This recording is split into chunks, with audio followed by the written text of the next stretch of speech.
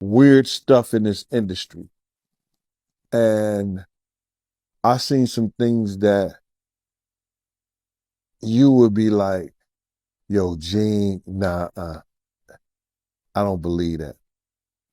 I've heard some things and you'll be saying, and it actually came true. And when I say I wasn't the only one that heard it, and I wasn't the only one who saw it, but I'm the only one that's talking about it. Puff is in the situation he's in right now because he had what we call a self-fulfilling prophecy.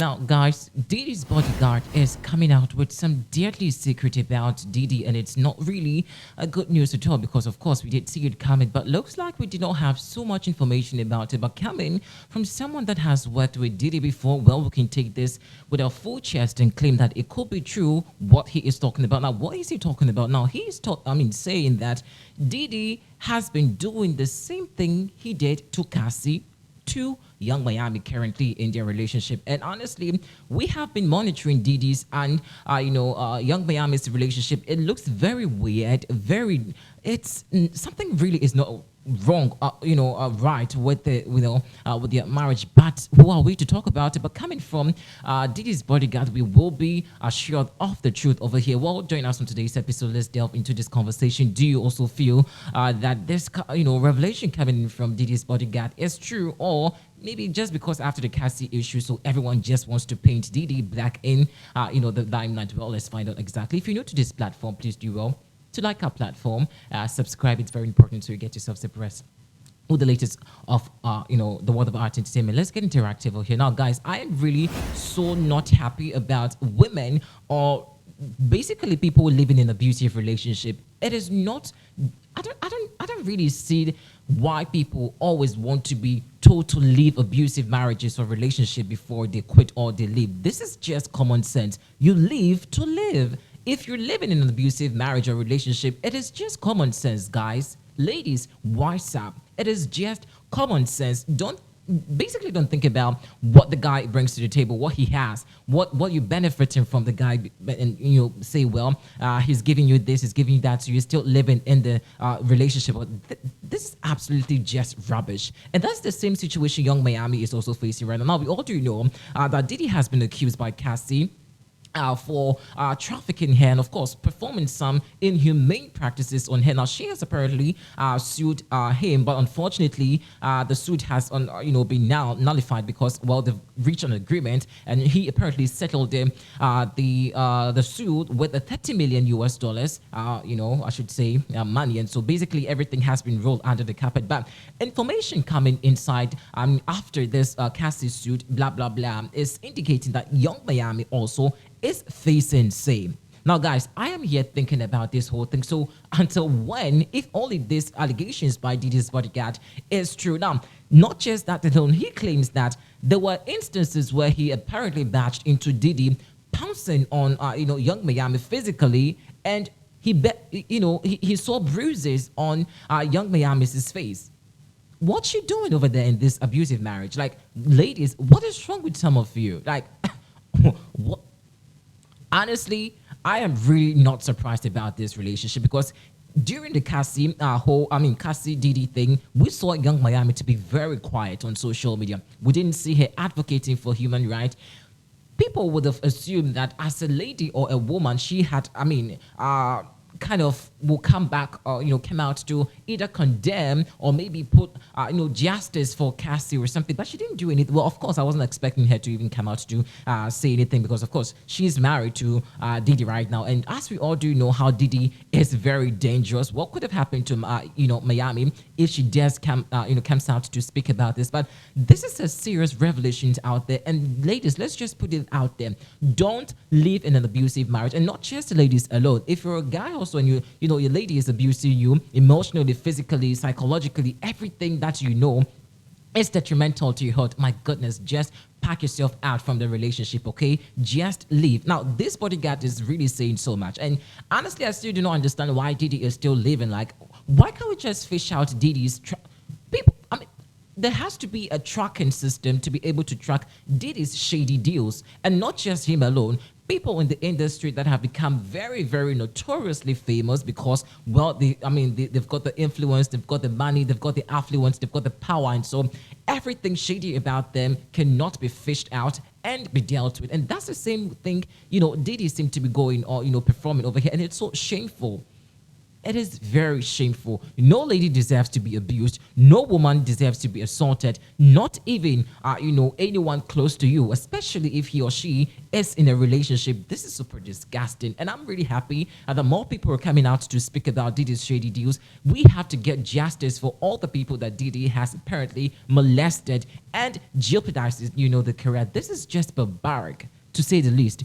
Utter nonsense. And Diddy has to pay. But let's watch some interesting conversation on social media after this whole Diddy thing that happened. Honestly, it is super shameful. We need justice for all these victims. Diddy has apparently caused all of them, and he has to pay for his crimes. Well, guys, like I have said so far, if you're living in an abusive marriage or relationship, live to live. Okay, well, let's enjoy. Was to be the greatest on his label, which he was. And which he said, no one could be bigger than me on Bad Boy label. When he said, and for the sake of the internet, I'm not going to use profanity. I don't give a F if Pac gotta die, Big gotta die, or should not go to jail. When he said that was a self-fulfilling prophecy. Say it in thy mouth, believe it in thy heart, and it shall happen. And it happened. I've seen people pray over him, do sacrilegious things, and he goes to throw a dove, and the dove fall down to the ground. And I look at this and I say to myself, this shit is this shit is crazy. I'm saying this to say that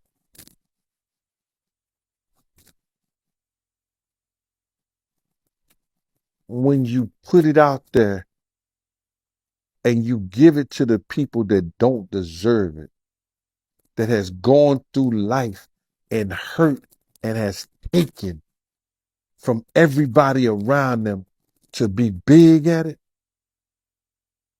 you doing society, you doing us as a people a disjustice. There's no way this man should be getting an icon award when all he has done was destroy the people around him to be y'all icon, not one of mine. Her because it had everything to do with him wanting control of every single part of her life. Y'all, Diddy's control over Cassie was so deep that he had access to her medical records when she didn't even have access herself. The court documents said, on multiple occasions, Mr. Combs had Miss Ventura's personal medical records sent directly to his email address. For instance, when Miss Ventura began experiencing memory loss, potentially due to excessive drug use and or head injuries caused by Mr. Combs' beat, as described below, her MRI results were provided directly to Mr. Combs. Now, y'all know how I said that Cassie tried to leave Diddy on multiple occasions? Well, on one of those occasions, she started a relationship with rapper Kid Cudi. It's unclear how serious the relationship was, but that they had only been dating for a couple of weeks at most, so it probably wasn't all that serious. However, Diddy found out about the relationship and was so jealous and blinded by rage that he tried to take Kid Cudi out. The court documents said that Mr. Combs told Miss Ventura that he was going to blow up Kid Cudi's car and that he wanted to ensure that Kid Cudi was home with his friends when it happened. Around that time, Kid Cudi's car exploded in his driveway. The lawsuit talks about a couple of times where he put hands on her, like the time they were on their way home after attending a party with Jay-Z. Mr. Combs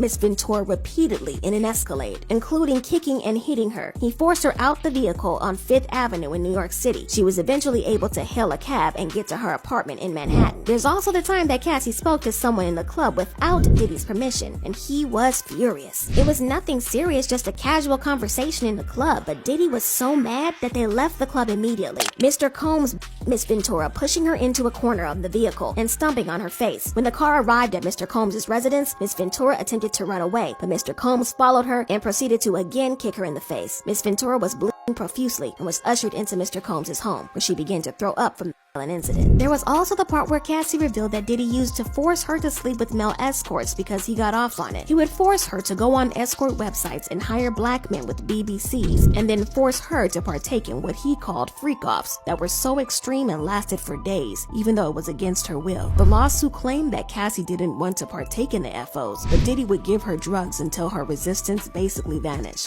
Mr. Combs always supplied Miss Ventura with copious amounts of drugs before and during the FOs. Mr. Ventura was given